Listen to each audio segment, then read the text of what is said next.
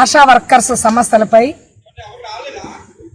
వెలగపూడి సచివాలయంలో health minister గారు సత్యకుమార్ యాదవ్ గారు, అలాగే ఫ్యామిలీ వెల్ఫేర్ కమిషనర్ వీరపాండ్యన్ గారి సమక్షంలో ఏపీ ఆశా వర్కర్స్ యూనియన్ రాష్ట్ర కమిటీ సిఐటియు ఆధ్వర్యంలో చర్చలు జరిగాయి. మేము ఏ డిమాండ్స్ అయితే ప్రభుత్వం దృష్టికి తీసుకెళ్లాలనుకున్నామో ఆ డిమాండ్స్ మీద చర్చలు జరిగినాయి. ప్రధానమైనటువంటి డిమాండ్ కనీస వేతనాలు.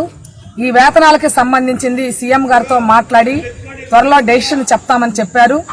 అలాగే కమ్యూనిటీ హెల్త్ వర్కర్స్ ని ఆశా వర్కర్లుగా మార్పు చేయాలనే విషయానికి సంబంధించి ట్రైబల్ వెల్ఫేర్ డిపార్ట్మెంట్ తో మాట్లాడతామని చెప్పడం జరిగింది.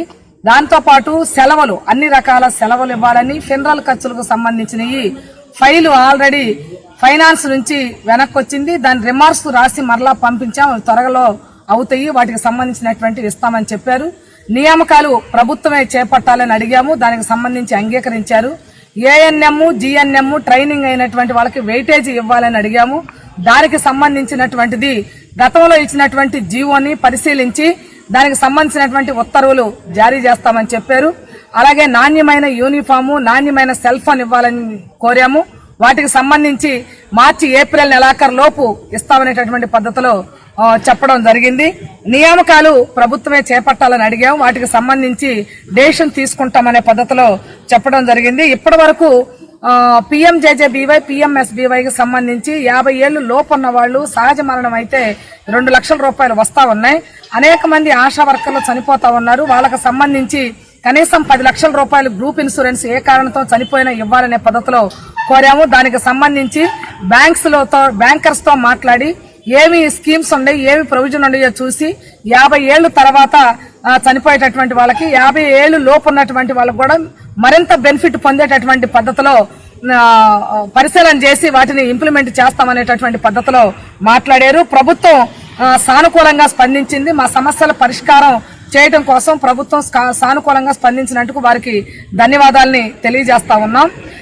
ఈ డిమాండ్స్ అన్నిటికీ సంబంధించి చర్చలు జరిగినటువంటి అంశం ఏదైతే ఉందో వీటన్నిటికి సంబంధించి మినిట్స్ కాపీ ఇస్తామనేటటువంటి పద్ధతిలో చెప్పడం జరిగింది. వేతనాలకు సంబంధించి కూడా సీఎం గారితో మాట్లాడి త్వరలో డెసిషన్ తీసుకోవాలని కోరుతా ఉన్నాం.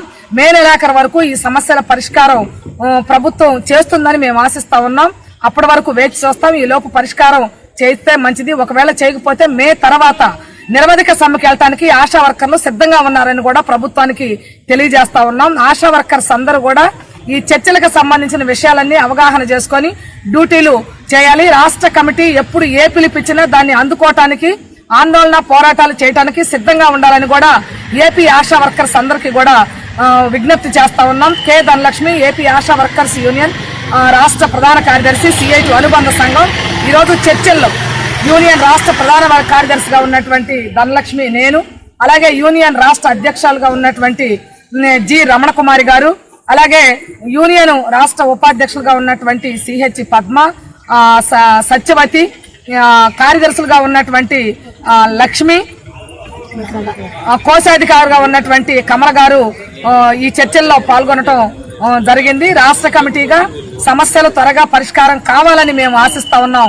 పరిష్కారం కాకపోతే భవిష్యత్తు పోరాటాలకి సిద్ధం అవుతామని కూడా రాష్ట్ర ప్రభుత్వానికి హెచ్చరిక చేస్తా ఉన్నాం. Thank you. Welcome to our YouTube channel. Don't forget to like, subscribe and share the videos.